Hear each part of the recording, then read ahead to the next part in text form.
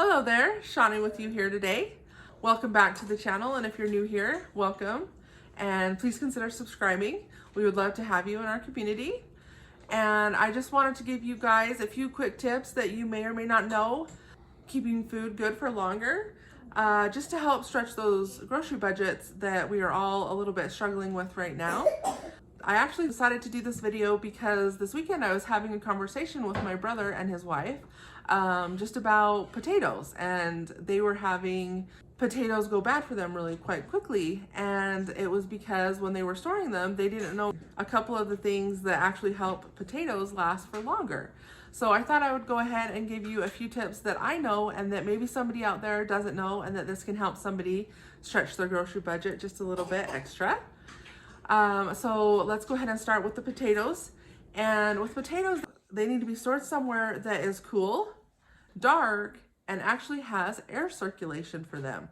So when you buy potatoes from the store, in general, they come in plastic bags. Even though those bags generally will have holes plugged into them a little bit, it is actually better to get them out of those paper bags and either put them in a crate or something like a crate that has those air holes. You could even use a strainer and that would work just great. You can also just use a simple paper bag. And the nice thing about using a paper bag would be that it actually will provide the darkness as well as the air circulation, because a paper bag is a lot more breathable than plastic. So for potatoes, just storing them in a paper bag in a cool area of your house rather than in a cupboard, that generally cupboards can be a little bit warmer, especially if they're near to an appliance. So you want to put them in the coolest place you can and with air circulation and darkness. And then I also have just a quick easy thing for your eggs. So your eggs actually have a rounded end and then more of your pointy end here. If you do a quick look in your eggs when you get them from the store or when you bring them in from your chickens, and make sure and store them rounded side up, it actually will help them last longer, because that air bubble that's in all eggs is actually on this end here. And so if you keep it up on the air on the top, it actually will help your eggs last longer. You don't have to buy anything extra. There are a few things you can do to make eggs last for a really long time. There are some oils and things you can put on them, or you can do the water glassing thing, but just a simple, easy tip that everybody can do without buying any extra equipment is store your eggs bubble side up. And then there are a few quick and easy things that you can do with milk as well to help it last longer.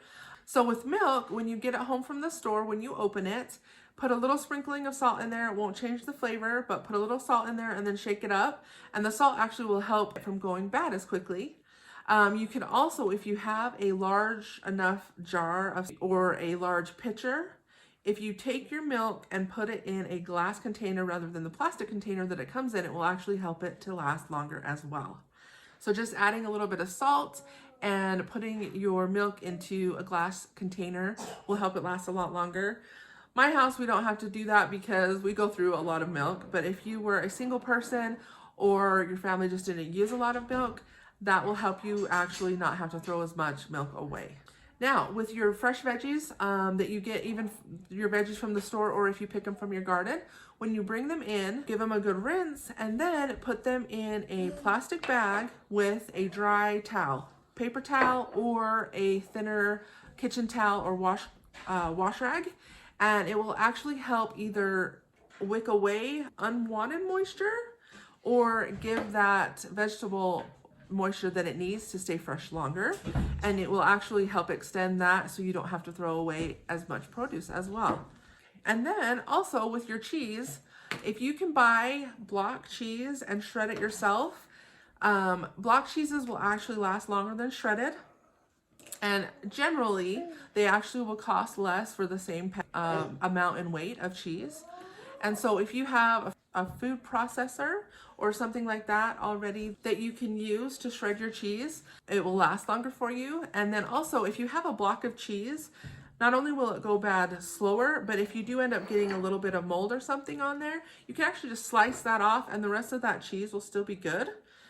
Now, if you want the convenience of shredded cheese already from the store, that's fine. Go ahead and get that. But if you buy in bulk, it is a little cheaper. But again, if your family doesn't go through it that quickly, go ahead when you get it home and immediately put some of it in the freezer, because cheese actually does freeze and come back out of that really well. So either if you use plastic Ziploc type bags, put some in there, or you can use Tupperware as well if you don't like to use plastic, and put it in your freezer and just keep out the amount that you will use before it goes bad. And then when you bring that out of the freezer, it will thaw really well and you'll be able to use it and get that better price to stretch your grocery budget. 2 other quick tips is try freezing your bread. I know a lot of people are really against freezing bread. My family freezes bread and it works really great. You just want to try and keep air from getting into your bread. So before you put your bread in the freezer, undo your little tie and put in a towel. Again, it can be a washcloth of some sort from just a regular kitchen washcloth. I would use those thinner, more like flour sack type texture washcloths. Or you can put a paper towel and then you zip your tie back up and put it in the freezer. And then if you are a single person in a household and don't use a lot of bread, you can actually just go out to your freezer, undo that tie, and take out 2 slices of bread to make a sandwich and just put them in the toaster and they will work just great. Or if you're going to be just storing loaves and take a whole loaf out at a time, that towel that's in there will actually help. It will wick away unwanted moisture, but because the moisture is still in the bag, it will actually help to keep the bread from drying out as it comes back to room temperature. And it works great for us. Give it a try and see how you like it. But it does, like I said, it works really good for us. And then you can actually have 4 or 5 loaves at a time. It does take freezer space, but it does help with the convenience of that. And then finally, just a quick thing in regards to salad greens type lettuce that you get in the bag. Like if you're going to be buying a bag of lettuce to eat throughout the week with salads for lunch, etc. If you are looking at the shelf and there's a bag here and a bag here of the same thing, and this one has more air in it than this one, buy this one, because leafy greens actually will emit a gas, and those bags that are more full generally have had the salad in them for longer, and so the other will generally be more fresh. And that's just a generalization. You always, of course, want to look and make sure that there's not like a bad piece of lettuce in one of them. But in general, the one that has less air in it will actually be better and more fresh than the one that's really full of air. And then when you put it back into your fridge, into the crisper drawer, make sure and push the air out, because it actually will, again, help it last a little bit longer for you. So I hope you guys found a few tips in there that you didn't know already. And if you think of any that you would like to share to help us all stretch our grocery budgets, please just leave a comment down below. And again, if you're new here, please consider subscribing, and we will see you next time.